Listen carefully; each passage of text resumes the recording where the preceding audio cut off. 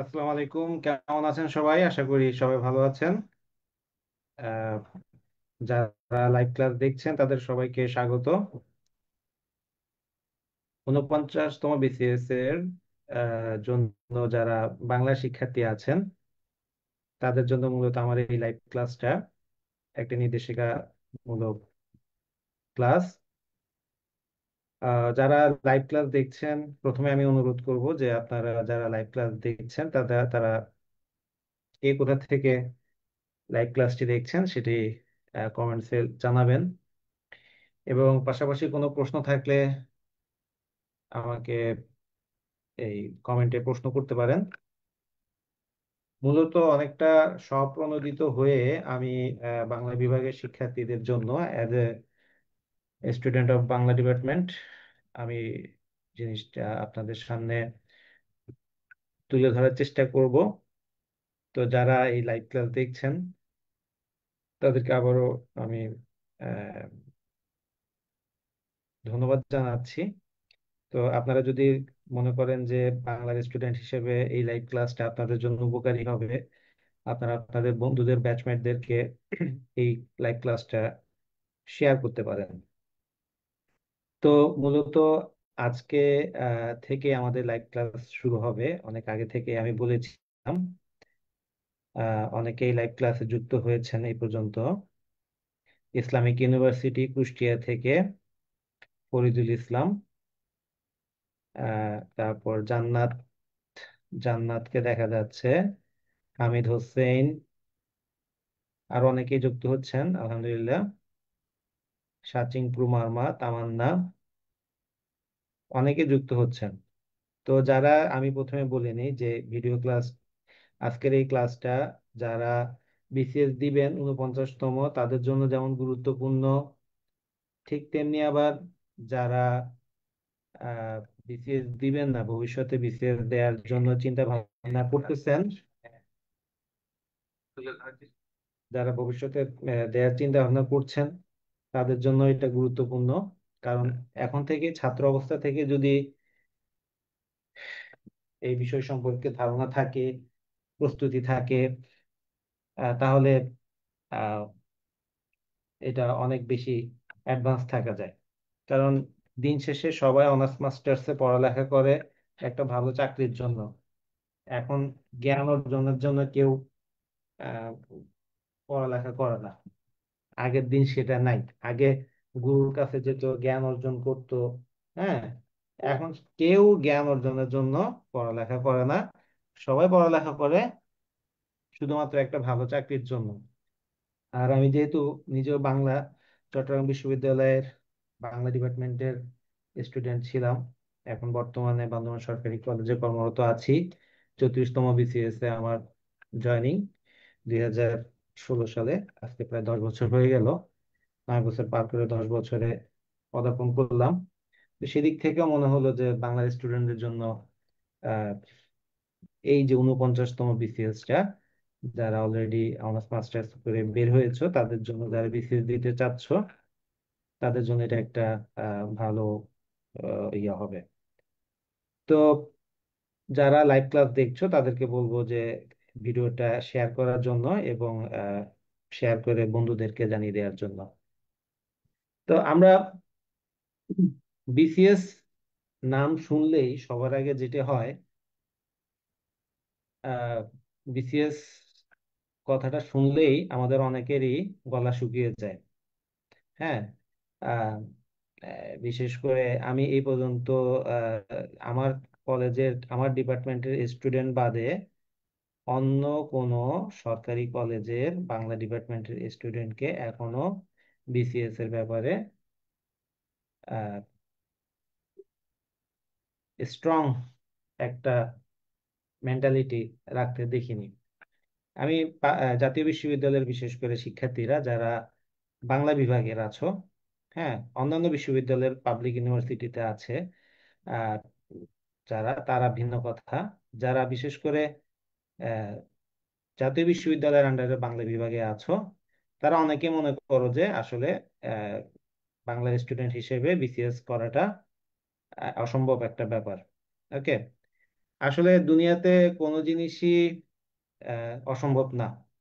যদি তুমি চাও তাহলে তুমি অবশ্যই আম, করতে পারবে। আমার কলেজে অনেক স্যার আছে যারা জাতীয় বিশ্ববিদ্যালয় থেকে পড়ালেখা করে আহ, তারা বিসিএস হয়েছে। শুধুমাত্র যে জাতীয় বিশ্ববিদ্যালয়ে এমন না যে তারা প্রশাসন, হ্যাঁ, পুলিশ, এখানেও জাতীয় বিশ্ববিদ্যালয়ের অনেক স্টুডেন্ট আছে। তো এই জন্য আমি প্রথমেই যেটা বলবো যে বাংলা বিভাগের স্টুডেন্ট মানে তুমি বিসিএস এর জন্য এক ধাপ এগিয়ে আছো। এক ধাপ এগিয়ে আছো তুমি। বিশেষ করে আহ, যারা অন্য ডিপার্টমেন্টে আছে, হ্যাঁ, বিশেষ করে যারা কমার্সের সাবজেক্ট গুলোতে, তারা কিন্তু অনেক পিছিয়ে আছে। শুধুমাত্র বাংলা, ইংলিশ এবং গণিতের যারা স্টুডেন্ট, এই তিন ডিপার্টমেন্টের স্টুডেন্টরা বিসিএস পরীক্ষার জন্য না, শুধু যে কোনো গভর্নমেন্ট চাকরির জন্য এক ধাপ এগিয়ে থাকে। আর বাংলাটাও একটা সাগরের মতো। তোমার গণিত বা ইংরেজি, এগুলো যদি কিছু প্যাটার্ন অনুযায়ী প্রশ্ন প্রতি বছর বারবার রিপিট হয়, কিন্তু বাংলাটা হচ্ছে একটা সাগরের মতো। সাগরের ভিতরে যেমন একটা নির্দিষ্ট কম্পাস, একটা নির্দিষ্ট দিক নির্দেশনা না থাকলে রাস্তা হারিয়ে যাওয়ার সম্ভাবনা থাকে, ঠিক তেমনি বিসিএস এর পড়াশোনার ক্ষেত্রে বাংলা বিভাগ, বাংলা পড়তে গেলে যারা অন্য সাবজেক্টের আছে তারা এরকম মনে হয় যে অথৈ সাগরে তারা পড়ে গিয়েছে। আহ, তারা অনেক কিছুই তথ্য মানে ইয়ে করতে পারে না। তো সেদিক থেকে বাংলা বিভাগের স্টুডেন্টরা যারা অনার্স মাস্টার্সে ভালো করে বাংলা নিয়ে পড়েছে, বাংলা গভীর জ্ঞান আছে যাদের, হ্যাঁ, তারা অত্যন্ত উম, কি আহ, আহ, বেশি একটা সুযোগ তারা পেয়ে থাকে। তো এই জন্য বলবো যে বাংলার স্টুডেন্টদের জন্য বিসিএস টা অনেকটাই কি সহজ। পাশাপাশি তোমাকে মনে রাখতে হবে যে বিসিএস এর জন্য শুধু বাংলাটাই গুরুত্বপূর্ণ না, বাংলার পাশাপাশি ইংলিশ এবং গণিত, আইসিটি, আইসিটি এগুলো নিয়ে বেশি কি থাকতে হবে, ভালো একটা দখল তোমার থাকতে হবে। কারণ তুমি যদি এগুলোতে বাংলাতে তুমি অনেক ভালো আছো কিন্তু ইংলিশ, গণিত, আইসিটিতে তোমার দক্ষতা নাই, সেক্ষেত্রে তুমি অনেক পিছিয়ে যাবে। আর আমি দুঃখজনক ভাবে একটা জিনিস দেখি বারবার, যেটা যে কোনো সরকারি চাকরি পরীক্ষার ক্ষেত্রে জেনারেল নলেজ নিয়ে ছেলেমেয়েরা বেশি বেশি ইয়া করে, সারাদিন ধরে শুধু জেনারেল নলেজ নিয়ে পড়ে থাকে। আসলে জেনারেল নলেজটা গুরুত্বপূর্ণ, কিন্তু এতটা গুরুত্বপূর্ণ না যে আমাকে সারাদিন জেনারেল নলেজ নিয়ে পড়ে থাকতে হবে। তুমি জেনারেল নলেজের 1 লাখ প্রশ্ন শিখবা, 1 লাখ প্রশ্নের উত্তর শিখবা, 1 লাখ, হ্যাঁ, কিন্তু একটাও তোমার পরীক্ষাতে কমন পড়বে না। যদি এমন হয় তাহলে আহ, অবাক হওয়ার কিছু নাই। ওকে, তুমি 1 লাখ না, তুমি যদি 1,000, 2-3 লাখ প্রশ্ন পড়েও যদি পরীক্ষাতে কোনো কোনো প্রশ্নের উত্তর না পাও কমন, তুমি কি করতে পারবে না, কাউকে দোষ দিতে পারবে না। কিন্তু এই যে ইংলিশ, গণিত, আইসিটি, এই তিনটা জিনিস, এবং বিশেষ করে আরেকটা হচ্ছে যে বিজ্ঞান, বিজ্ঞান তো আমরা নর্মালি যেটা বিজ্ঞান, এগুলোতে তুমি যত বেশি সময় দিবে তত বেশি তুমি কি ভালো একটা রেসপন্স তুমি এখান থেকে পাবে। এবং এখান থেকে প্রচুর প্রশ্ন বারবার ঘুরে ফিরে একই ধাঁচের প্রশ্ন হয়। তাই কিছু বেসিক জিনিস পড়ে ফেললে এখান থেকে প্রশ্ন আসার, কমন আসার সম্ভাবনা অনেক বেশি। তো প্রথমেই আমরা আলোচনা করব যে আমাদের এই 49তম বিসিএস টা কেন গুরুত্বপূর্ণ। তো 49তম বিসিএস পরীক্ষা পদ্ধতি সম্পর্কে আমরা যদি দেখি, যে আমাদের এখানে একটা দারুণ সুযোগ, যেটা সবচেয়ে বড় সুযোগ, যে আমাদের এখানে একটা লিখিত পরীক্ষা থাকার কথা, সেই লিখিত পরীক্ষাটা 49তম বিসিএস এ নাই। আমাদের প্রিলিমিনারি হবে একটা 200 নম্বরের, ভাইবা হবে একটা 100 নম্বরের। মাত্র 300 নম্বরের একটা পরীক্ষা দিয়ে তুমি খুব সহজেই কি বিসিএস ক্যাডার হয়ে যেতে পারতেছো। আমাদের মতো তোমাদের যারা ইয়া আছে, আমাদের মতো যারা আছে, তারা যারা স্পেশাল বিসিএস ছাড়া এসেছে, এইটা অনেকেই ইয়ে করতে পারে না, যে স্পেশাল বিসিএস ছাড়া যারা এসেছে, যে লিখিত পরীক্ষার যে একটা কি কঠিন ইয়া, সেটা তারা বুঝবে না। তো লিখিত পরীক্ষার এই ফাড়াটা তুমি আম, কি করতে পারবে, এখানে আহ, বাদ দিয়ে তুমি একটা ভালো ভাইবা দিতে পারলেই তুমি কি টিকে যাওয়ার সম্ভাবনা খুব বেশি। তো এখানে আমাদের প্রিলিমিনারি 200 নম্বরের যে পরীক্ষা হবে, সেখানে 100 নম্বর হবে জেনারেল, 100 নম্বর হবে জেনারেল, আর 100 নম্বর হবে বিষয়ভিত্তিক। 100 নম্বর হবে কি বিষয়ভিত্তিক। এই বিষয়ভিত্তিক 100 নম্বরের প্রশ্নগুলো কোথা থেকে আসবে? এই বিষয়ভিত্তিক 100 নম্বরের প্রশ্নগুলো আসবে সোজা কথা তোমার এইচএসসির Bangla first paper second paper বইগুলো, এবং তোমার অনার্স মাস্টার্সে তোমার যা পাঠ্য ছিল, ও ওকে, অনার্স মাস্টার্সের পাঠ্য, এখান থেকে তোমার প্রশ্ন বেশি আসবে। তো এখানে আমি সবচেয়ে বেশি গুরুত্ব দিতে বলবো এইচএসসি তে বাংলা কি কি আছে সেগুলোর উপরে, কারণ এই 49তম বিসিএস টা মূলত নিয়োগ দেওয়া হচ্ছে আমাদের সরকারি কলেজগুলোতে। বিশাল একটা সংখ্যক পোস্ট ফাঁকা পড়ে আছে এখানে, অনেক বেশি প্রেসারের ভিতরে আছে, কোয়ালিটি এডুকেশনটা ক্ষতিগ্রস্ত হচ্ছে। এই কারণে 49তম বিসিএস এ একটা বিশাল নিয়োগ দেয়া হচ্ছে। আর একটা ওখানে পোস্টের সংখ্যা যাই থাকুক না কেন, পোস্টের সংখ্যা সব সময় কি হয়, বাড়ে, কখনো কমে না। হ্যাঁ, পোস্টের সংখ্যা সব সময় বাড়বে। তো তাই তুমি এখানে এইটা মাথায় রেখে ভালো করে পরীক্ষা দিলেই, মাত্র প্রিলিমিনারি পাস করতে পারলেই তুমি কি বিসিএস এর জন্য প্রস্তুত হয়ে যেতে পারবে। তো আমাদের বিষয়ভিত্তিক যেটা বললাম, যে তোমরা এখন যারা বাংলার স্টুডেন্ট আছো, তোমরা বেশি কুতুবদের কথা শোনার দরকার নাই।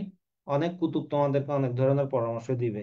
তো যে কুতুব তোমাকে পরামর্শ দিবে, সেই কুতুবের পরামর্শ শোনার আগে একটা জিনিস শুধু তুমি চিন্তা করবা যে এই কুতুব নিজে কি করছে।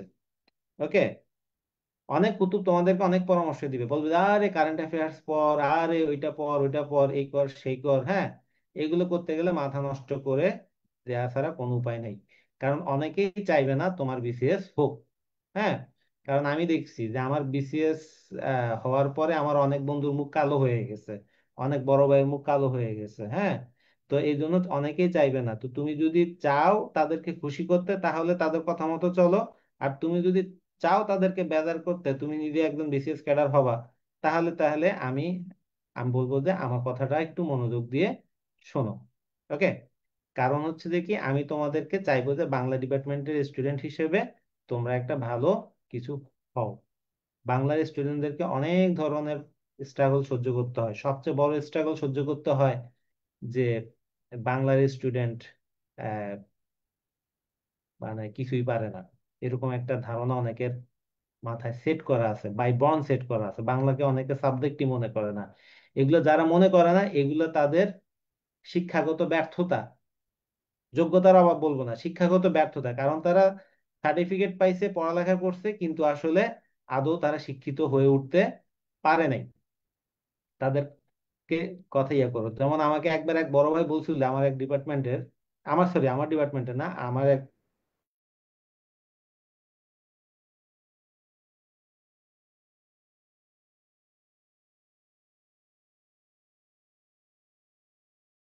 রুমের পারে নাই। শেয়ার করতে পারে নাই, সে মেরিন সায়েন্সে পড়তো, অনেক ভাব দেখাইতো আমাদের সাথে, হ্যাঁ, মেরিন সায়েন্সে পড়ে। তো সে কিন্তু কিছুই করতে পারে নাই জীবনে। তো এই কুতুবদের কথা শুনে লাভ নাই। হ্যাঁ, আমি যেমন আমি অনেক বড় বড় শিক্ষিত মানুষদের সাথে যখন মিশেছি, যখন তারা জানতে পারছে যে বাংলার স্টুডেন্ট, তারা আলাদাভাবে আমাকে ইয়ে করেছে, অ্যাকনলেজ করেছে, বা আমাকে আলাদাভাবে মূল্যায়ন করেছে। কারণ তারা মনে করেছে যে বাংলার স্টুডেন্ট, সে অনেক কিছু আমরা মেন্টালি কি থাকবে, একটা মিল থাকবে। তো উচ্চশিক্ষিত মানুষদের সাথে সহজেই মেশার মতো একটা যোগ্যতা থাকে বাংলার স্টুডেন্টদের। তো এই বিষয়টা আমি এখানে তাই বলতেছি যে 49তম বিসিএস টা তোমাদের জন্য একটা লাইফ টাইম সুযোগ, নিজেকে প্রুফ করার জন্য, নিজেকে তুলে ধরার জন্য, নিজেকে সবার সামনে যোগ্য হিসেবে তুলে ধরার জন্য। আহ, আচ্ছা, এখানে ফরিদুল ইসলাম, ইসলামিক ইউনিভার্সিটি কুষ্টিয়া থেকে, সেভ মার্ক কত টার্গেট নিয়ে থাকা উচিত? খুব তাচ্ছিল্য করে স্যার শুনলে। এইটা ভাই, যারা তাচ্ছিল্য করে এদেরকে তুমি কেয়ার করিও না। হ্যাঁ, যারা তোমাকে তাচ্ছিল্য করে, আমিও অনেক তাচ্ছিল্যের শিকার হয়েছি। আমার সবচেয়ে সবচেয়ে বড় সাপোর্ট ছিল যে আমার আল্লাহর রহমতে আমার সবচেয়ে বড় সাপোর্ট ছিল আমার ফ্যামিলি কখনো আমাকে আমার সাবজেক্ট নিয়ে বা আমার চাকরি নিয়ে কখনো আমাকে কোনো প্যারা দেয় নাই। হ্যাঁ, কিন্তু অনেকে আছে যে ইয়ে করেছে, তো যারা করে এরা হচ্ছে ছোট লোক। এদের হচ্ছে যে শিক্ষা দীক্ষার অভাব আছে, পারিবারিক শিক্ষার অভাব আছে। আবার অনেক কতগুলো ছাগল আছে পড়ালেখা করে, সার্টিফিকেট অর্জন করে, কিন্তু তার ওই যে আসলে আদৌ মন থেকে যে প্রজ্ঞাটা জন্ম হয় নাই সেগুলো তাচ্ছিল্য করে। তোমাকে বাংলার স্টুডেন্ট হিসেবে প্রথমে বলবে তুমি নাস্তিক এই সেই, তো যাদের লেখাপড়ার ইয়াটা অনেক কম তারাই এসব কথা বলে। হ্যাঁ, আমি যেমন আমাদের ওই যে একজন আইকন আছে আমাদের বিসিএস, আমি ইয়ে করেছিলাম, আমি আহ, আমার অনার্স মাস্টার্স এর পরে আমার ফার্স্ট প্রায়োরিটি ছিল বিসিএস, সেকেন্ড প্রায়োরিটি ছিল আহ, যে কোনো একটা ব্যবসা করা। হ্যাঁ, তো সেজন্য বা অথবা সেফ জোন হিসেবে একটা ইয়া তৈরি করা, নিজের প্রাইভেট জবের জন্য নিজেকে তৈরি করা। তো এর জন্য আমি এমবিএ করেছিলাম। তো আমি এমবিএ করার সময় সুশান্ত পলের ছোট ভাই, হ্যাঁ সুশান্ত পল, ওনার ছোট ভাই আমার সাথে পড়েছে। ঠিক আছে, তো সেই হিসেবে সুশান্ত দার সাথে কিছুটা পরিচয় হয়েছিল। আহ, যদিও ওনাকে নিয়ে অনেক অনেক কথা বলে, আমি কখনো খারাপ কিছু দেখি নাই। তো উনি আমাকে তিনি কিন্তু খুব মারাত্মক পড়াশোনা করে একজন পাবলিক। তো উনি যখন জানতে পারছে যে আমি বাংলা নিয়ে পড়ি, আমাকে অন্য লেভেলে একজন ইয়া মনে করেছে। আমার এক বন্ধু ছিল, সে হার্ভার্ড ইউনিভার্সিটিতে পড়াশোনা করেছে। সেও যখন মানে অনেক বছর পর আমাদের দেখা হয়, আমরা ক্লাস ফাইভের পরে আমাদের আর দেখা হয়নি, পরে সে অনেকদিন পরে দেখা হয় ফার্ম হাউস, যখন সে জানতে পারলো যে আমি বাংলার স্টুডেন্ট, সে কিন্তু আমাকে আলাদাভাবে ইয়ে করেছে। জান্নাত একটা প্রশ্ন করেছে, স্যার বাংলা থেকে কি ধরনের ক্যাডার হওয়া যায়? সব ক্যাডার হওয়া যায়, টেকনিক্যাল ক্যাডার বাদে বাকি যে কোনো ক্যাডার হতে পারবা। তুমি পুলিশ হতে পারবা, তুমি ম্যাজিস্ট্রেট হতে পারবা, তুমি ট্যাক্স অফিসার হতে পারবা, তুমি ফরেন অ্যাফেয়ার্স ক্যাডার হতে পারবা, সবই হতে পারবা। শুধু টেকনিক্যাল ক্যাডার, যেমন তুমি মনে করো ডাক্তার হতে পারবা না, ওকে, যেমন মনে করো তুমি করো ইঞ্জিনিয়ার হতে পারবা না। এগুলো বাদে বাকি সবগুলো ক্যাডার, জেনারেল ক্যাডার আর টেকনিক্যাল ক্যাডার। আমাদের 49তম বিসিএসটা কিন্তু টেকনিক্যাল ক্যাডার, সাবজেক্টিভ একটা পরীক্ষা এখানে তোমার হবে। তো এখানে কাটমার্ক, যেটা ফরিদুল একটা প্রশ্ন করেছে, কাটমার্কটার আসলে কোনো এটার কোনো গ্যারান্টি নাই। হ্যাঁ, আমি যখন 34 বিসিএস দিছি, আমার 34 বিসিএস এ আমি আমাদের এমসিকিউ তখন ছিল 100 নম্বরের। হয়তো বললে তোমরা অনেকে অবাক হবে যে আমার 90 প্লাস, 100 নম্বরের ভিতরে আমার 90 প্লাস অ্যান্সার কারেক্ট ছিল, মানে মাইনাসিং করার পরেও। ওকে, তারপর আমি শিওর হতে পারতেছিলাম না যে আমার আসবে কি আসবে না। হ্যাঁ, কারণ ওই এটা নিয়ে অনেক ইয়ে হয়েছিল পরে। আহ, তো যাই হোক, আবার আমি যখন 35 বিসিএস এর পরীক্ষা দিলাম, তখন আমার 200 নম্বরের ভিতরে আমি টোটাল পেয়েছিলাম 95, কিন্তু আমি কনফিডেন্ট ছিলাম যে কি আমি রিটেনে ডাক পাবো। ঠিক আছে, তো এটা আসলে পরীক্ষার পরে বোঝা যায়, পরীক্ষার আগে কখনোই বলা যাবে না কাটমার্ক কত হবে। আর এবার তোমাদের তো কাটমার্কটা হবে সাবজেক্টিভ, তোমাদের নিজেদের বাংলায় যারা আছে শুধু তাদের ভিতরে কাটমার্ক হবে। মনে করো বাংলায় পোস্ট আছে আমার 60টা, এখানে পরীক্ষার্থী আছে ধরো 6,000। ওকে, 6,000 থেকে 60 জনের জন্য পরে যেহেতু আমার ভাইবা হবে, 60 জনের জায়গায় সর্বোচ্চ হয়তোবা 180 জনকে বা 120 জনকে, হ্যাঁ, ভাইবার জন্য ডাকবে। তো এই 120 জন ভাইবার জন্য ডাকলে তাদের সর্বোচ্চ মার্ক কত হতে পারে, সেটাই তোমারকে কাটমার্ক হবে। হ্যাঁ, এখানে জেনারেল বিসিএস এর মতো যে একটা অ্যাভারেজ কাটমার্কস এরকম বলা যাবে না।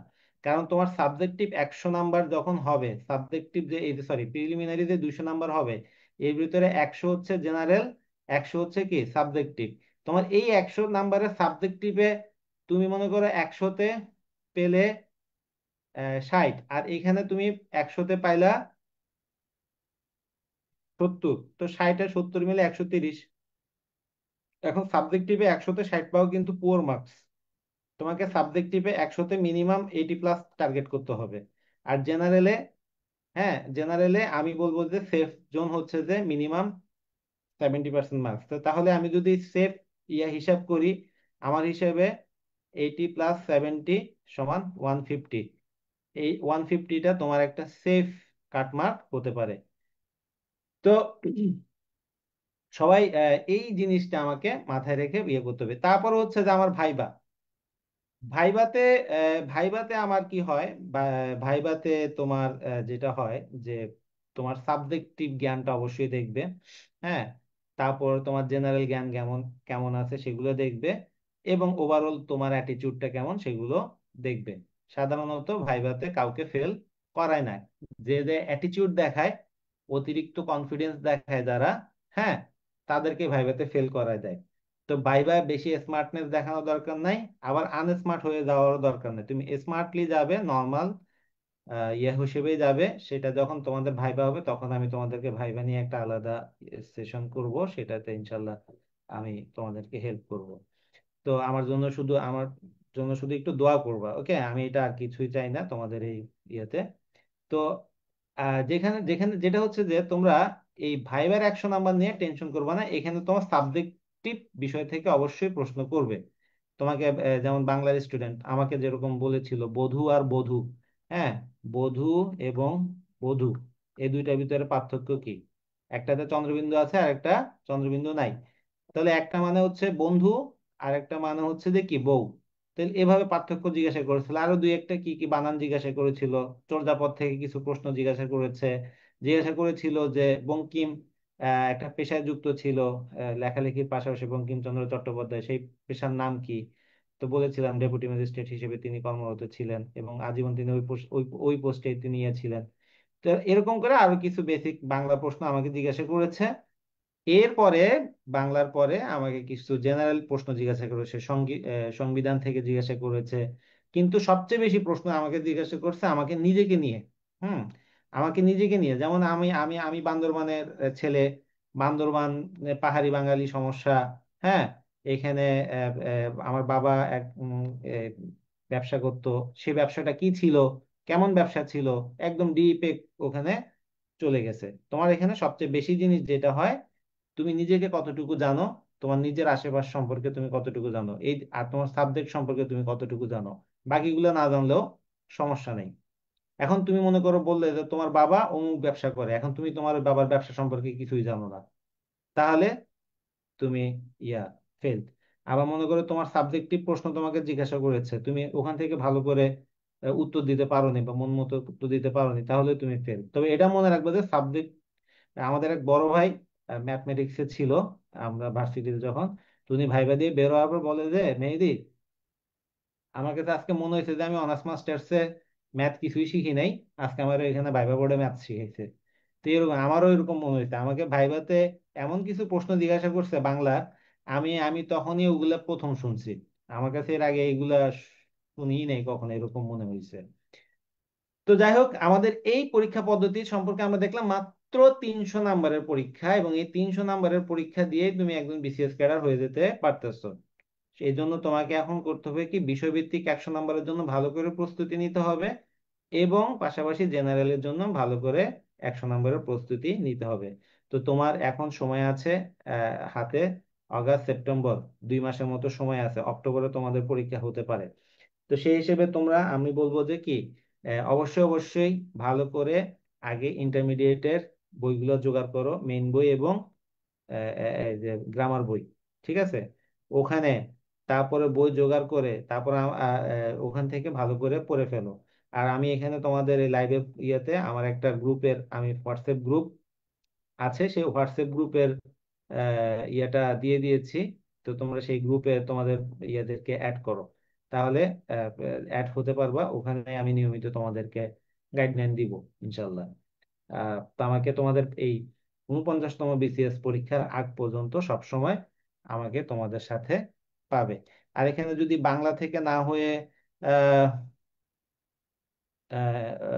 অন্য ইয়ে হয়, তাহলেও সমস্যা নেই, তারা জেনারেল পার্টের জন্য আমার সাথে ইয়ে করতে পারো। তো এই পরীক্ষা পদ্ধতি সম্পর্কে আমাদের একটা ধারণা তৈরি হলো আমাদের, কারণ আমরা অনেকেই পরীক্ষা দিতে যায় যে 60,000, 70,000, 1 লাখ, 2 লাখ এগুলো দেখে তোমরা কখনো ভয় পাবে না। এখানে একটা কথা বলে রাখি, পরীক্ষা দিতে যাবে সর্বোচ্চ এই 1000 খানেক লাখ লাখ পরীক্ষার্থী কখনো বিসিএস পরীক্ষায় পড়াশোনা করে দিতে যায় না। তো তুমি যখন তোমার পরীক্ষার হলে ঢুকবে, যারা সিরিয়াসলি পড়াশোনা করে যাবে, হ্যাঁ, এরকম হয়তো দেখা যাবে যে তোমার ওই কেন্দ্রের ভিতরে তুমি হাতে গোনা 4-5 জন এরকম পড়াশোনা করে পরীক্ষা দিতে গিয়েছে, বাকি সবাই অভিজ্ঞতা নিতে যায়, পরীক্ষা দিয়ে অভিজ্ঞতা নিতে যায়। এই পরীক্ষা দিয়ে অভিজ্ঞতা নিতে যায় কতজনের যে কত পয়সা নষ্ট করছে, কত হাজার হাজার টাকা নষ্ট করছে। হ্যাঁ, এইগুলা কোনো দরকার নেই। তুমি ভালো করে পড়াশোনা না করে পরীক্ষা দিতে যাওয়াটা হচ্ছে একটা বড় বোকামি।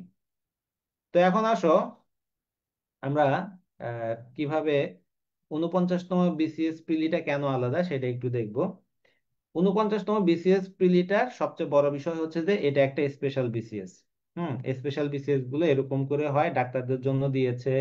এর আগে 32তম বিসিএস দিয়েছিল কোটা, মুক্তিযোদ্ধা কোটায় যারা আছে তাদেরকে ঢোকানোর জন্য। হ্যাঁ, তো এই মুক্তিযোদ্ধা কোটায় যারা ঢুকেছে, উপজাতি কোটায় যারা ঢুকেছে, হ্যাঁ, দেখবে আম, আহ, তারা 32তম বিসিএস তো এই এই এই সুযোগটা তাদেরও এরকম কি শুধু একটা এমসিকিউ পরীক্ষা হয়েছিল, তারা আরো কি 100 নম্বরের পরীক্ষা দিছে আর ভাইবা দিছে। ওকে, সেখানে 50ও তুলতে পারতেছে না অনেকে, তারপরও তারা পরীক্ষা দিয়ে বিসিএস ক্যাডার হয়ে গেছে।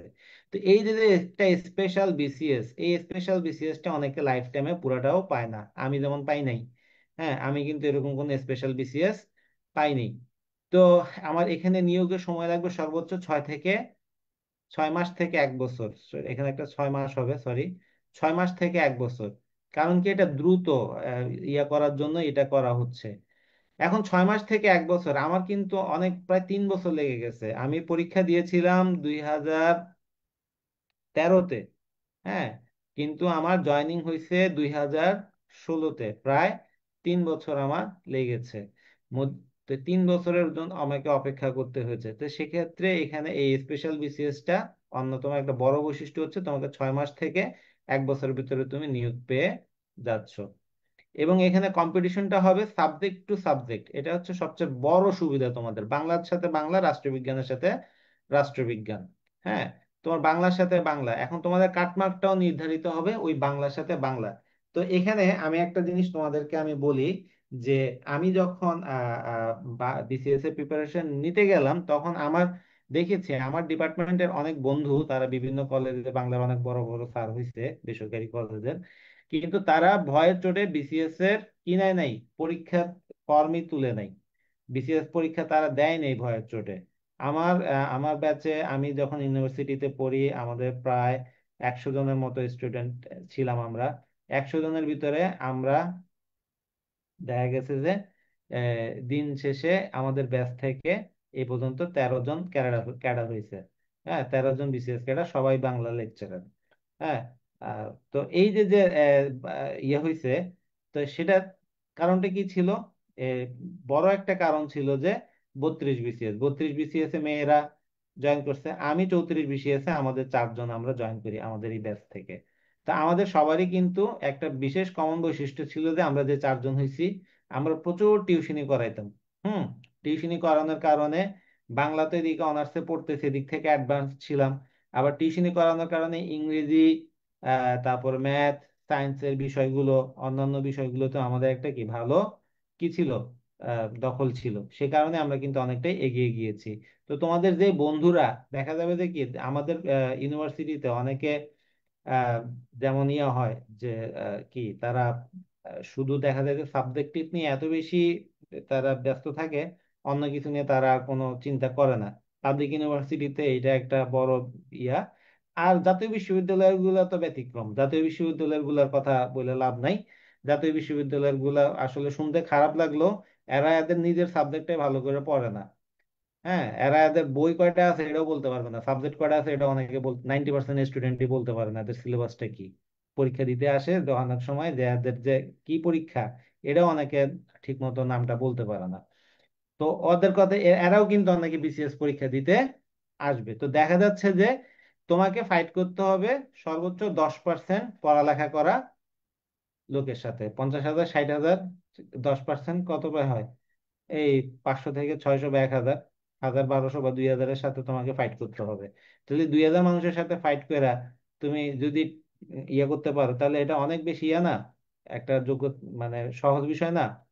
তো এই জন্য কম্পিটিশনটা হবে সাবজেক্ট টু সাবজেক্ট বাংলা, এটা মাথায় রেখে তুমি এখন কি করবে, বাকিদের সাথে তুমি আগায় থাকবে কিভাবে তোমার সাবজেক্টিভটার জন্য। আমি আবারও বলতেছি, তোমার এইচএসসি লেভেলের বই কালেক্ট করে, হ্যাঁ, বাংলা প্রথম পত্র বই, বোর্ড বই, এবং রচনার যে, সরি রচনা বলি, ওটা কি বলে, আহ, সহপাঠ, হ্যাঁ, বাংলা প্রথম পত্র, বাংলা সহপাঠ, তারপর হচ্ছে যে বাংলা দ্বিতীয় যে সিলেবাস, এই সিলেবাস ধরে, শর্ট সিলেবাস না, ফুল সিলেবাস ধরে, এখানে 24টা গদ্য 24টা পদ্য আছে, সেই 24টা গদ্য পদ্যের কবিতার শব্দার্থ, টিকা, পাঠ পরিচিতি, লেখক পরিচিতি, এগুলো সম্পর্কে ভালোভাবে দেখে নাও। ব্যাকরণে কি কি আছে সিলেবাস, বাংলা বানানের নিয়ম, উচ্চারণ, হ্যাঁ, তারপর সমাস, প্রকৃতি, প্রত্যয়, ওকে, তারপর হচ্ছে যে এটা কি বলে, প্রকৃতি, প্রত্যয়, তারপর বাক্য, এগুলো ভালো করে দেখো। এগুলো ভালো করে দেখলে দেখবে ওখান থেকে কমন চলে আসবে। বিগত বোর্ড কোশ্চেন গুলো ভালো করে স্টাডি করো, তাহলে দেখবে তুমি পরীক্ষার জন্য অনেকটাই কি অ্যাডভান্স থাকতেছো। পাশাপাশি ইংরেজি এবং গণিতটা একটু ভালো করে প্র্যাকটিস করবে। ইংরেজি আর গণিতটা বেশি ফোকাস করো, কারণ ইংরেজি আর গণিত তোমার বেশি, বাংলার স্টুডেন্টদের সবচেয়ে বড় ফাড়া হচ্ছে বাংলার স্টুডেন্টদের, তারা কি ইংরেজি এবং গণিত অনেকেই কিছুই পারে না। আমাকে একবার একজনে বলছে, ভাই আপনি তো বাংলার, ইংরেজি তে কথা বলতে পারবেন? তো আমি তো ইংলিশ মিডিয়াম স্কুলের, আসলে আমি যদিও বাংলা স্টুডেন্ট ছিলাম, কিন্তু আমার টিউশনি শুরু হয়েছে এই চিটাগাং গিয়ে ইংলিশ মিডিয়ামের স্টুডেন্ট দিয়ে।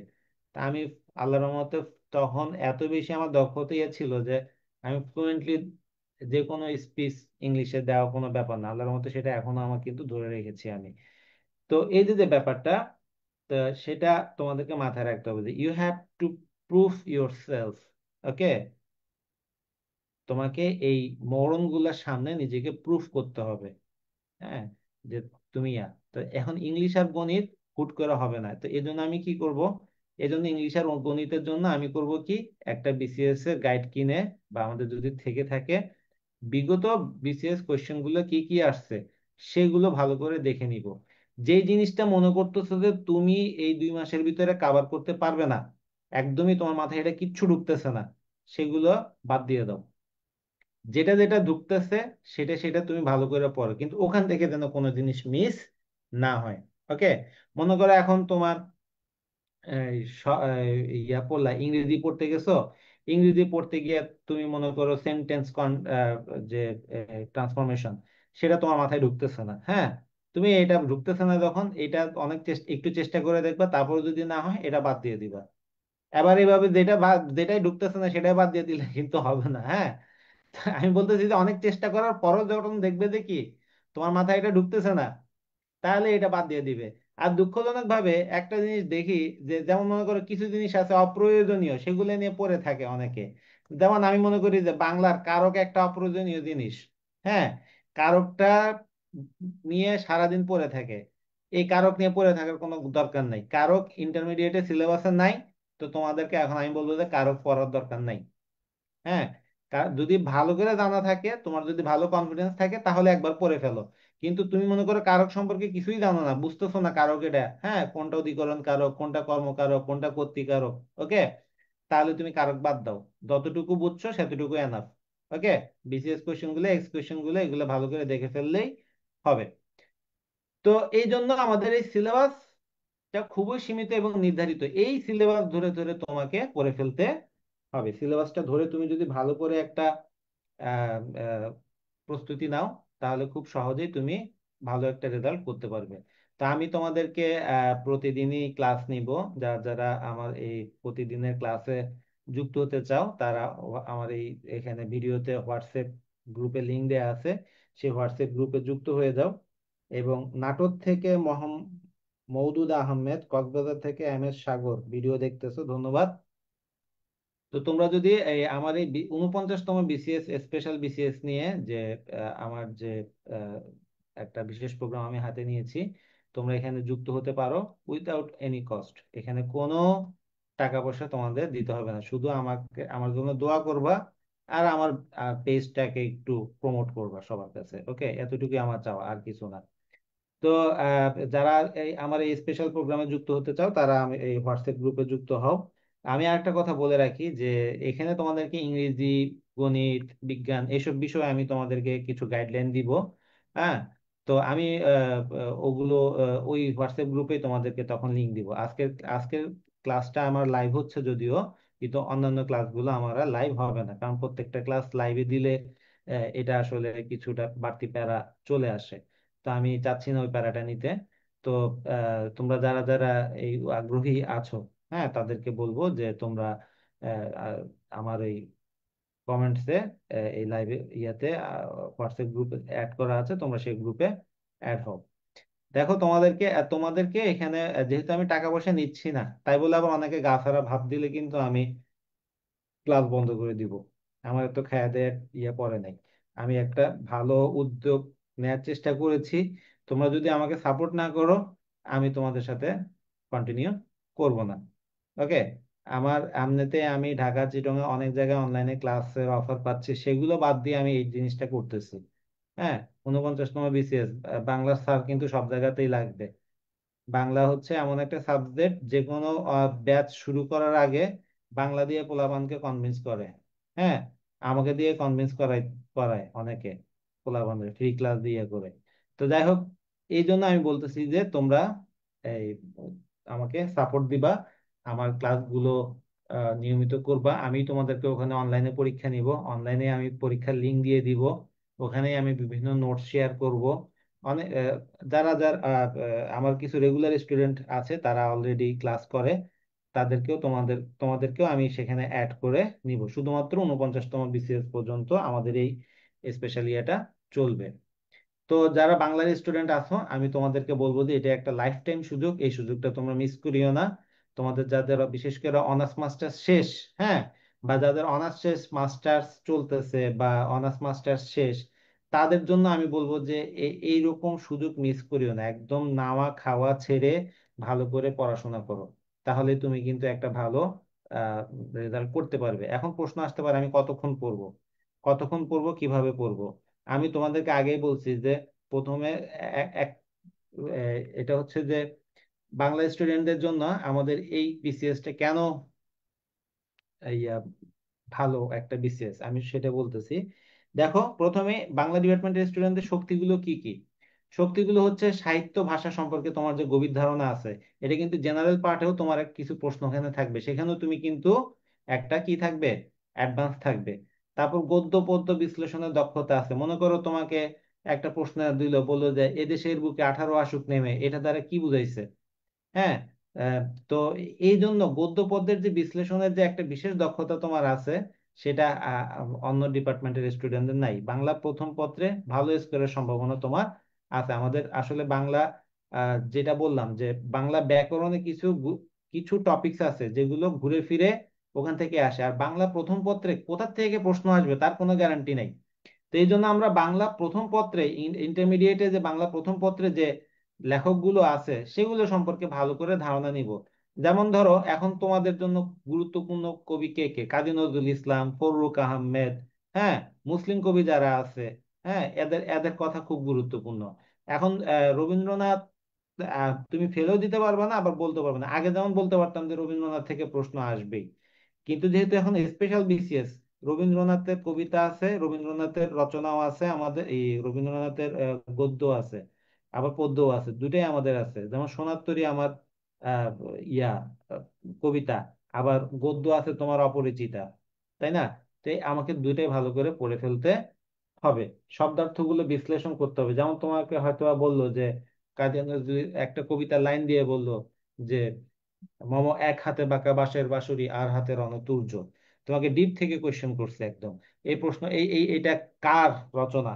এটা হবে যে মনে করো কাজী নজরুল ইসলামের রচনা। এরকম করে আমার এই জন্য বাংলা স্টুডেন্টরা এগুলো থেকে কি একটা ভালো কি থাকে, সুযোগ থাকে। তো এটা দেখে আমরা করতে পারবো যে ভালো করে এখান থেকে আমরা আহ, ইয়ে করতে পারবো। চ্যালেঞ্জটা হচ্ছে কি কি, আমাদের গণিত, মানসিক দক্ষতা, বিজ্ঞান এবং ইংরেজি, সরি এখানে ইংরেজিতে একটা ইয়েতে দুর্বলতা, ইংরেজি দ্বিতীয় পত্রে গড় পড়তা পারফর্ম, অনেকেরই ইংরেজি একদম ধরেই না।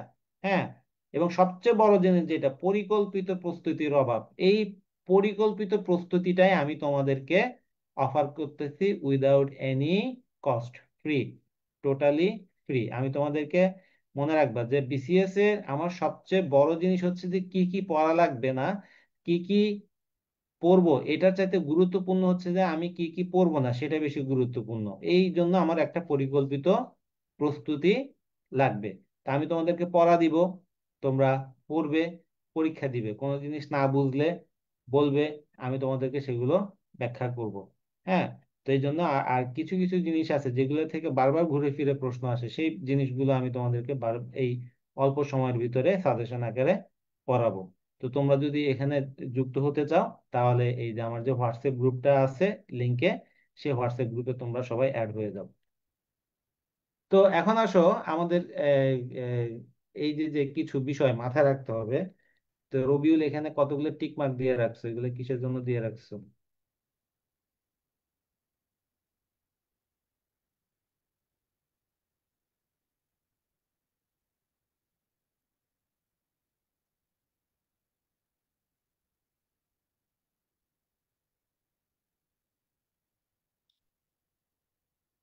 আমাদের কনসিস্টেন্সিটা, এই যে যে তোমাদের আগামী 2-3 মাস একদম রেগুলারলি পড়তে হবে, 7 থেকে 8 ঘন্টা ডেইলি। যাদের বিসিএস টার্গেট তাদেরকে বলবো 7 থেকে 8 ঘন্টা মিনিমাম পড়াশোনা করতে হবে। ওকে, এখন আসো গ্রুপ স্টাডি। গ্রুপ স্টাডি তো আমরা অনলাইনে করতে পারবো না, কিন্তু আমরা চাইলে কিন্তু তোমাদের যে হোয়াটসঅ্যাপ গ্রুপটাতে আছো তোমরা, এখানে বাংলা নিয়ে আমার মনে হয় যে বাংলা সাবজেক্টের জন্য এরকম আর কোনো কেউ উদ্যোগ নিছে এরকম আমার জানা মতে, এরকম কেউ নাই। হ্যাঁ, আর তোমাদের ধারাবাহিকতা প্রতিদিন 7-8 ঘন্টা যেভাবে হোক পড়তে হবে, এটা যেমন মাথায় রাখতে হবে। তোমরা এই গ্রুপে একদম আমার সরাসরি তত্ত্বাবধানে সবসময় প্রশ্ন উত্তর বিভিন্ন কিছু আলোচনা করতে পারবে। ওকে, আমি তোমাদেরকে গুরুত্বপূর্ণ বিষয়গুলো শেয়ার করব। ওখানে তোমাদেরকে বিভিন্ন ইনফরমেশন গুলো, আপডেট ইনফরমেশন গুলো দিব যেগুলো পরীক্ষাতে আসার সম্ভাবনা বেশি। হ্যাঁ, তো সেই জন্য আমাকে গ্রুপ স্টাডিটা অত্যন্ত গুরুত্বপূর্ণ। আর কনসিস্টেন্সিটা, ধারাবাহিকতাটা, এটাও সবচেয়ে বেশি গুরুত্বপূর্ণ। তুমি ধারাবাহিকতা ছাড়া কখনো ভালো কিছু করতে পারবে না। একটা ভুল আমাদের অনেক স্টুডেন্টরা করে, সেটা হচ্ছে যে কি, লিখে পড়ে শুধু, লিখে যায় না। তোমাদের মনে রাখতে হবে যে তুমি লিখে লিখে প্র্যাকটিস করতে হবে। তুমি একটা ইনফরমেশন পড়েছো, সেই ইনফরমেশনটা তোমাকে লিখতে হবে। তুমি পরীক্ষাতে যদিও টিক মার্ক দিবা, কিন্তু মনে রাখার জন্য তোমাকে এখানে লিখে লিখে প্র্যাকটিস করতে হবে। ওকে, এবং এই যে যে নেগেটিভ মার্কিং এর কথা মাথায় রেখে আমি তোমাদেরকে পরীক্ষা নিব, অনলাইনে পরীক্ষা দিব। এখন অনলাইন পরীক্ষার লিঙ্কটাও আমি তোমাদেরকে দিয়ে দিব। তোমরা ওখানে নেগেটিভ মার্কিং এর কথা মাথায় রেখে প্রশ্ন দিবা। তো নেগেটিভ মার্কিং এর জন্য অনেকে কি করে, একদমই দাগায় না। আমি বলবো যে তোমরা যেখানে 50-50 চান্স আছে সেখানে তুমি রিস্ক নিয়ে দাগিয়ে দিবা। মনে করো 4টা অপশন, তুমি বুঝতে পারতেছো যে 4টা অপশনের ভিতরে 2টা অপশন কোনোভাবেই হবে না, এই একটা অপশনের ভিতরে, এই 2টা অপশনের ভিতরে যে কোনো একটা হবে। তো তুমি সেখানে রিস্ক নিয়ে অবশ্যই দাগিয়ে দিয়ে আসবে। আর সবচেয়ে বড় জিনিস হচ্ছে মানসিকভাবে দৃঢ় থাকা। এটা একটা ম্যারাথন রেস, বিসিএস টা। তোমার 49তম না হইলে কি হয়েছে, 50তম হবে, 51তম হবে। আমার এক বন্ধু ছিল মুক্তিযোদ্ধা কোটার, সে বেচারা 32তম বিসিএস হয় নাই। সে এত আপসেট হয়ে গেছিল, কিন্তু সে কিন্তু থেমে যায় নাই। তারপরেই তার ওই প্রস্তুতি নিয়ে সে পরীক্ষা দিয়েছে এবং 33তম বিসিএস এ তার বিসিএস হয়েছে। তো এই যে যে আহ, বিষয়টা দেখো যে মানসিকভাবে সে যদি দৃঢ় না থাকতো, তাহলে কিন্তু সে হাল ছেড়ে দিত। অনেকেই তাকে বলছে, এই 32 বিসিএস তোর হয় নাই বেটা, তুই এখানে কেমনে ইয়েতে হবে। সে কিন্তু 33 বিসিএস হয়ে গেছে। ওকে, তো আমার এই বাংলা ডিপার্টমেন্টের স্টুডেন্ট, আমার ওই বন্ধুরা একবার আমি নাম বলতেছি না, তো সে তার বাপ তারে বিয়ে করাই দিছে। হ্যাঁ, বাসায় গেছে, বাপের ইচ্ছা হয়েছে পোলারে বিয়ে করাবে, বিয়ে করাই দিছে। তো এখন বেচারা আসছে, আইসে বসে রয়েছে। তো বসে আমি বললাম যে, তা আমাকে এসে মন খারাপ, এমনি মুখ একটু কালো করে বসে আছে, কেমন কেমন জানো। আমি কি, কিরে বিয়ে করছিস নাকি? হ্যাঁ রে, তুই বুঝছিস কেন আমার বিয়ে হয়েছে? আমি তো মানে আন্দাজে কথাটা বলে ফেলছিলাম আর কি, মস্কারি করে বলছি। তো বলছে, ভাই তুই বুঝলি কেমন আমার বিয়ে হয়ে গেছে? আমি কি, না এটা আমি বুঝছি এমনি, ভাব মারলাম আর কি। তো এই যে দেখো আমার সেই বন্ধুটা সহজ সরল হলো, সে কিন্তু খুব মানসিক ভাবে দৃঢ় ছিল। আর একটা জিনিস মনে রাখবা যে বেশি চালাক মানুষদের বিসিএস হয় না। যারা বেশি বুঝে, হ্যাঁ, এদের কখনো বিসিএস হয় না, এরা জীবনে বড় কিছু হইতে পারে না, বেশি বুঝে তারা। হ্যাঁ, বিল গেটস একটা কথা বলছে যে বোকা থাকো এবং ক্ষুধার্ত থাকো। হ্যাঁ, বেশি বুঝার দরকার নাই, তুমি বোকা দেখবা যে বোকারাই ভালো কিছু করতে পারে, ভালো পজিশনে আছে। তোমরা ক্লাসে বা ইয়েতে দেখবা, তোমাদের বাবাদেরকে জিজ্ঞাসা করে দেখো, তোমার তাদের বন্ধুদের ভিতরে যারা একটু বোকাশোকা প্রকৃতির ছিল, সহজ সরল প্রকৃতির ছিল, তারাই কিন্তু বড় বড় টপ পজিশনে আছে এখন। তো এই যে বিষয়গুলো মাথায় রেখে তোমাদেরকে আমি পড়াবো। তো এগুলো একটু ভালো করে মাথায় রাখবা। তো এখন আসো, আমাদের এই যে যে বিসিএস এ তো আমরা কি কি জিনিস পড়বো, কি কি ইয়া করবো, সেগুলো তো পড়লাম। এখন জানলাম, বুঝলাম। তো আমাদের আরো কিছু বিষয় আমি আসলে স্লাইড গুলো রেডি করে সারতে পারি নাই। আহ, উম, তো এগুলো আমাদের একটু মাথায় রাখতে হবে, আমি সেগুলো ওভারঅল এমনিতে আলোচনা করব। তোমাদের যদি কোনো প্রশ্ন, স্যার বিসিএস, আচ্ছা এখানে একজন প্রশ্ন করছে, আহ স্যার আমরা যে প্রশ্ন সলভ করছি বাংলার, এটা কি রকম প্রশ্ন? ওগুলো তোমাদেরকে এখন যেগুলো পড়ানো হচ্ছে সেগুলো হচ্ছে যে রিটেন পরীক্ষার আলোকে আমি পড়াচ্ছি, শর্ট কোশ্চেন দিয়ে। তো তোমরা ওগুলো তোমাদের জন্য আহ, একটা আহ, ইয়ে হবে আর কি ভবিষ্যতে। সেটা বাংলা বিসিএস পরীক্ষার পূর্বের প্রশ্ন থেকে প্রশ্ন কমন পড়ে। হ্যাঁ, কিছু কিছু প্রশ্ন কমন পড়ে। হ্যাঁ, কারণ প্রশ্ন তো একটা লিমিট অনুযায়ী করতে হবে, তাই না? তবে এটা ঠিক যে বাংলা প্রশ্নগুলো আহ, আহ, একটু আনকমন ভাবে আসে বেশি। সাধারণত বাংলার প্রশ্ন খুব কম রিপিট হয়। ফরিদুল আলম 46তমতে একটা ভুল করেছিলাম, অনেক কম দাগাইছিলাম, 145 দাগাইছিলাম শিওর। আচ্ছা, উমেশে দেখি 86, নেগেটিভ দিয়ে 86, 200 মধ্যে কতটা? আচ্ছা, এটা আসলে তোমাকে বললাম যে আমার মনে রাখতে হবে যে আমার প্রশ্ন যদি আমি দেখি যে আমার ইয়া হচ্ছে বেশি, নেগেটিভ মার্কিং যেহেতু আছে, আন্দাজে দাগাই দিলে হবে না, এটা আমাকে আমার ইয়ে অনুযায়ী দাগাতে হবে। ঠিক আছে?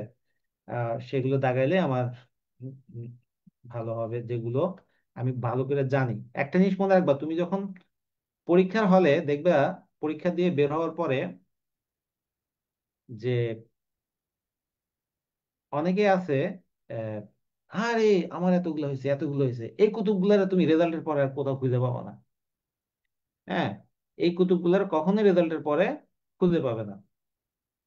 200 নম্বর দাগাইতে সময় দিবে 2 ঘন্টা, মানে তুমি একটা প্রশ্নের উত্তর দাগাইতে 33 সেকেন্ড সময় পাবা। এটা তোমরা ভাবিও না যে এটা খুব টাফ। তোমরা এই ইন্টেল কর্পোরেশনের নাম শুনছো? ইন্টেল কর্পোরেশনের যে সিইও, তাকে 900টা প্রশ্নের উত্তর দাগাইতে হয় আহ 3 ঘন্টা সময়ের ভিতরে। 900টা প্রশ্নের উত্তর। আর ওগুলো এরকম না, আরো অনেক টাফ। তো যাই হোক, আমাদের যা বলছিলাম যে আমাদের বাংলা আমরা প্রস্তুতির জন্য কেমন, বললাম 7 থেকে 8 ঘন্টা নিয়মিত পড়তে হবে। প্রতিদিন ম্যাথ করবা তোমরা, অবশ্যই অবশ্যই প্রতিদিন ম্যাথ করবে। একটা টপিক ধরে, মনে করো আজকে আমি গড়ের ম্যাথ গুলো করবো, আজকে আমি বীজগণিতিক ধারার ম্যাথ গুলো করবো, আজকে আমি জ্যামিতি ত্রিভুজ অংশটা শেষ করব। এভাবে করে করে প্রতিদিন তোমাকে অবশ্যই ম্যাথ প্র্যাকটিস করতে হবে।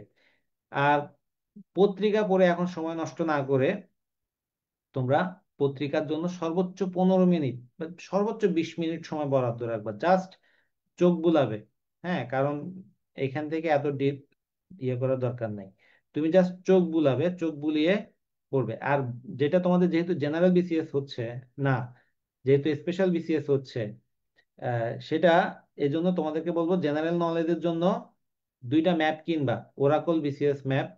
একটা হচ্ছে তোমার আন্তর্জাতিক এবং আরেকটা হচ্ছে তোমার বাংলাদেশ। এই 2টা ম্যাপ ভালো করে স্টাডি করবা। জেনারেল নলেজে 50%-এর উপর কমন পাবে, এটা আমি তোমাদেরকে লিখে দিচ্ছি, না পেলে আমাকে বলিও। জাস্ট এই 2টা ম্যাপ কিনো, বাসায় এমন জায়গায় লাগাবা যেখানে তুমি প্রতিদিন একটা সময় কি করো, ব্যয় করো। কত আহ, প্রতিদিন একটা সময় তুমি এখানে ব্যয় করো। পত্রিকা মূলত কি পড়বো, পত্রিকায় পড়বা, চোখ বুলাবা, যেটা যেটা তোমার সিলেবাসের সাথে মিলে যাচ্ছে। আগে তোমাকে ভালো করে সিলেবাস পড়তে হবে, সেই সিলেবাসটা ভালো সম্পর্কে ভালো আইডিয়া থাকতে হবে, সেই সিলেবাস সম্পর্কে ভালো আইডিয়া নিয়ে তারপরে পত্রিকা উল্টাবা। পত্রিকাতে দেখবে সিলেবাসের সাথে যেটা যেটা তোমার মিলে যাচ্ছে, সেটা সেটাই তুমি ভালো করে পড়বা। যেমন ধরো রোহিঙ্গা সংকট, যেমন ধরো ফিলিস্তিনি, আন্তর্জাতিক ইস্যুতে ফিলিস্তিনি একটা বড় ফ্যাক্টর হয়ে দাঁড়াইছে। থাইল্যান্ড কম্বোডিয়া যুদ্ধটা একটা ফ্যাক্টর হয়ে গেছে। কেন যুদ্ধ, কি নিয়ে যুদ্ধ? হ্যাঁ, এগুলো একটু ভালো করে পড়বা, এগুলো একটু দেখে নিবা। মনে থাকলে থাকবে, না থাকলে নাই। অনেকে কি করে, পেপারে দাগায়, খাতায় লেখে, জেনারেল নলেজ এত ই করে।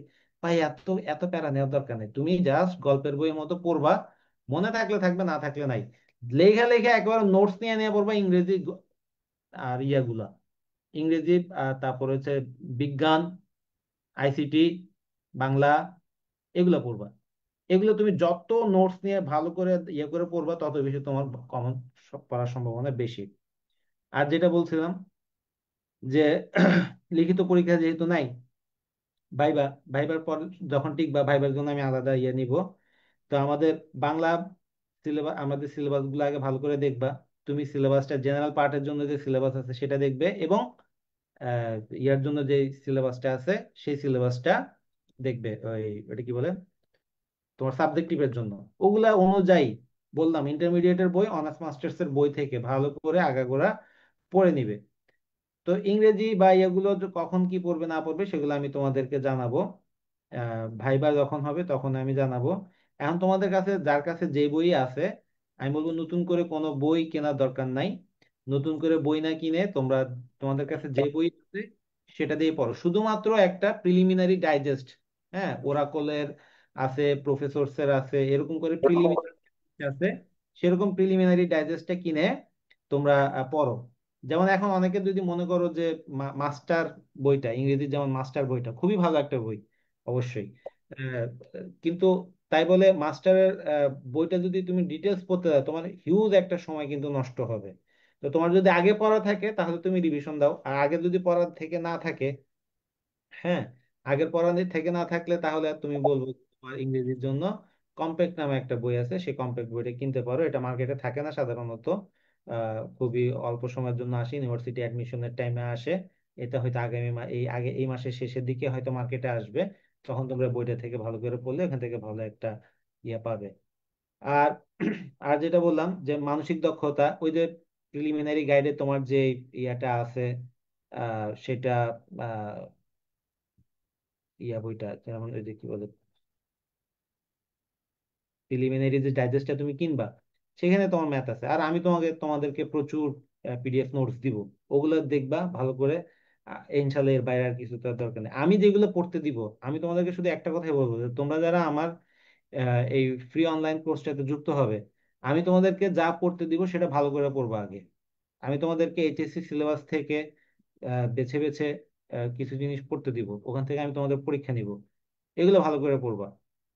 এগুলো পড়া ভালো করে শেষ হওয়ার পরে অন্য সময় থাকলে তুমি বাড়তি পড়া পড়বে। তো আহ তো আজকে আমরা, মাহফুজ একটা প্রশ্ন করছে,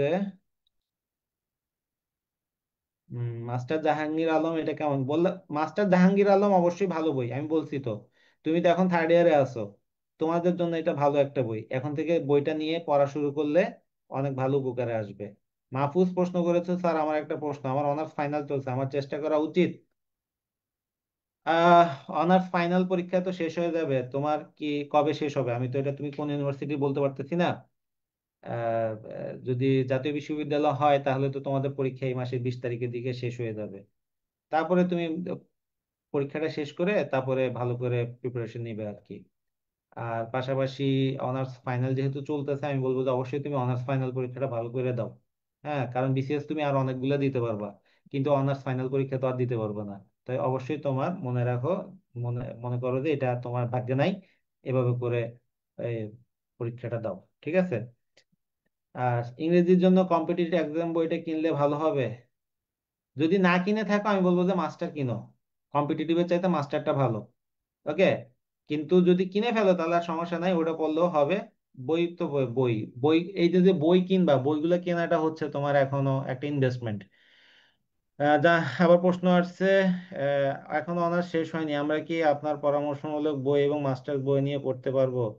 হ্যাঁ, অবশ্যই এখন থেকে পড়া, আমি তো তোমাদেরকে বারবারই বলি যে যারা অনার্সে পড়তেছে এখন, হ্যাঁ, তারা অবশ্যই অবশ্যই অনার্সে থাকা অবস্থাতেই 80-20 রুলস ফলো করে পড়াশোনা করো, তোমার 80% মনে করো পড়ালেখার জন্য ডেইলি 4 ঘন্টা সময় রাখবা। 4 থেকে 5 ঘন্টা, 4 ঘন্টা 5 ঘন্টার ভিতরে তোমার যদি 1 ঘন্টা আহ, চাকরির জন্য পড়াশোনা করে, 3 ঘন্টা তুমি একাডেমিক পড়াশোনার জন্য রাখবা, এভাবে করে পড়বে। 16 তারিখ জাতীয় বিশ্ববিদ্যালয়, 6 তারিখ থেকে পড়তে পারবো। হ্যাঁ, তাহলে সমস্যা নাই, তুমি আগে অনার্স ফাইনাল পরীক্ষা দাও।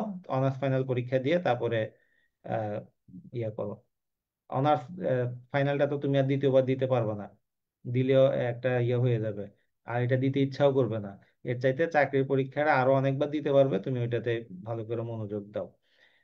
তো আহ, তোমাদের আর কারো কোনো প্রশ্ন থাকলে আমাকে কমেন্টসে করতে পারো, আমি সেই কমেন্টসের উত্তরগুলো দেওয়ার চেষ্টা করব সবাইকে। তো যাদের এই ভিডিওটা ভালো লেগেছে, আমি তাদেরকে বলবো যে শেয়ার করার জন্য, বেশি বেশি মানুষের কাছে আমার ভিডিওটা পৌঁছে দেওয়ার জন্য।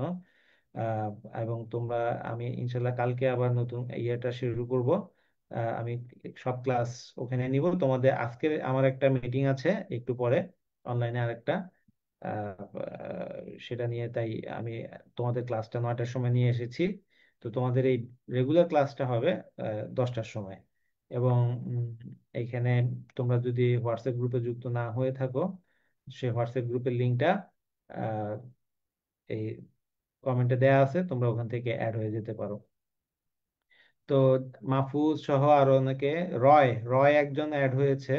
রয় কোন ইউনিভার্সিটি?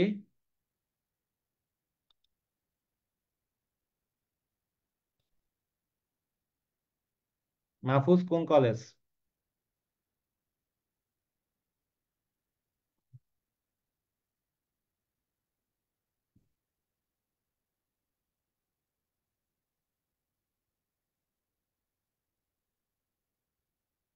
ওকে, কারো কোনো যেহেতু রেসপন্স ইয়া হচ্ছে না, আজকে ক্লাস এতটুকুই আমি শেষ করছি।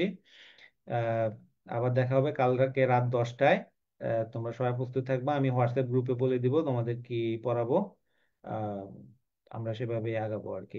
তো সবার জন্য শুভকামনা 49তম বিসিএস এর এই জার্নিতে। যারা যুক্ত হতে চাও তারা হোয়াটসঅ্যাপ গ্রুপে লিংক দেওয়া আছে কমেন্টসে, সেখানে যুক্ত হও। এবং যারা এই ভিডিওটা দেখেছো এতক্ষণ, তোমাদের কাছে জিনিসটা যদি উপকারী মনে হয়ে থাকে, তাহলে এটা শেয়ার করো, বন্ধুদের কাছে একটু পৌঁছে দেওয়ার চেষ্টা করো। সবাই ভালো থাকবে, আল্লাহ হাফেজ, আসসালামু আলাইকুম।